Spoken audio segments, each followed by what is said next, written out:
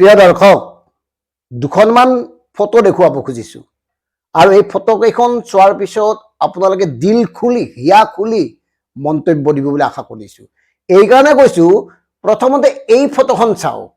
এই ফটোখনত আপোনালোকে দেখিছে বিজেপিৰ জ্যেষ্ঠ নেতা বিধায়ক প্ৰশান্ত ফুকন ডাঙৰীয়াই গৰুৰ গাড়ীত গেছ চিলিণ্ডাৰ লৈ প্ৰতিবাদ সাব্যস্ত কৰিছে।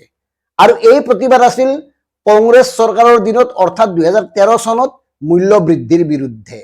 আনহাতে আন এখন ফটো চাওক।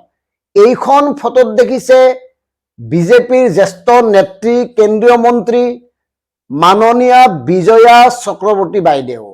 তেখেতসকলে পিঁয়াজৰ মূল্য বৃদ্ধিৰ বিৰুদ্ধে এনেকৈ ডিঙিত পিঁয়াজৰ মালা আৰি প্ৰতিবাদ সাব্যস্ত কৰিছিল কংগ্ৰেছৰ বিৰুদ্ধে। আনহাতে এইখন ফটো চাওক। এইখন ফটোতো বৰ্তমানৰ বিজেপি নেত্ৰী অংকিতা দত্তই প্ৰতিবাদ কৰিছিল মূল্য বৃদ্ধিৰ বিৰুদ্ধে, বিজেপি চৰকাৰৰ বিৰুদ্ধে, বেছি দিনৰ কথা নহয়। আনহাতে এই ফটোখন চাওক। এইখন ফটোত বিজেপিৰ প্ৰাক্তন সভাপতি, প্ৰাক্তন কেবিনেট মন্ত্ৰী ৰঞ্জিত দাস ডাঙৰীয়াই গৰুৰ গাড়ী টানি প্ৰতিবাদ কৰিছে।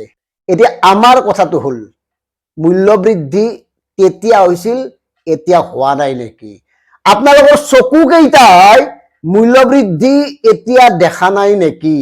এই প্ৰশ্নৰ উত্তৰ আপোনালোকে দিব লাগিব। এইকাৰণে দিব লাগিব, আমি জানো মূল্য যিমানেই নহওক আপোনালোকৰ জীৱনত কোনো ধৰণৰ প্ৰভাৱ নপৰে।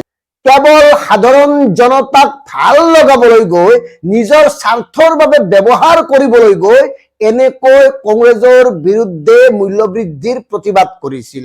কাৰণ আপোনালোকৰ লক্ষ্য আছিল কেনেকে ক্ষমতালৈ আহিব পাৰে, তাত বৰ বিশেষ মতলব একো নাই। আপোনালোকৰ জীৱনত মূল্য বৃদ্ধিৰ প্ৰভাৱটো নপৰে, আপোনালোকৰ ল'ৰা ছোৱালীয়ে মূল্য বৃদ্ধি মানে কি বুজিয়েই নাপায়। এয়াই হ'ল বৰ্তমান সময়ৰ বাস্তৱ পৰিস্থিতি। গতিকে প্ৰিয় দৰ্শক, ভাবক এওঁলোক কেনেকুৱা বদমাছ, স্বাৰ্থপৰ, সুবিধাবাদী।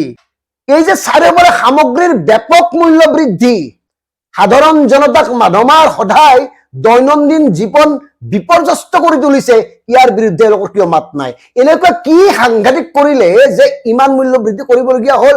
যিখিনি সময়ত চিলিণ্ডাৰৰ মূল্য 400 টকা আছিল, যিখিনি সময়ত পেট্ৰল ডিজেলৰ মূল্য 60 টকা আছিল, সেইখিনি সময়ত তেওঁলোকে মূল্য বৃদ্ধিৰ বিৰুদ্ধে প্ৰতিবাদ কৰিছিল। আৰু আজি মূল্য বৃদ্ধিয়ে আকাশ চোৱাৰ পিছতো এওঁলোকৰ মাতবোল নাই।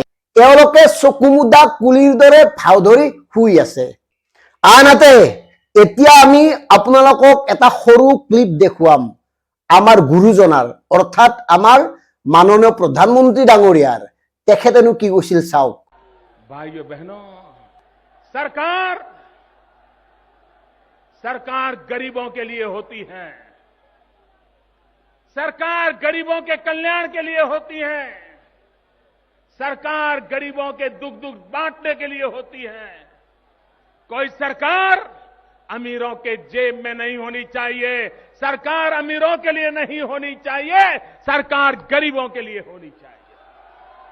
আৰু এতিয়া হৈ আছে কি ভাবক। ধন্যবাদ। জয় অসম।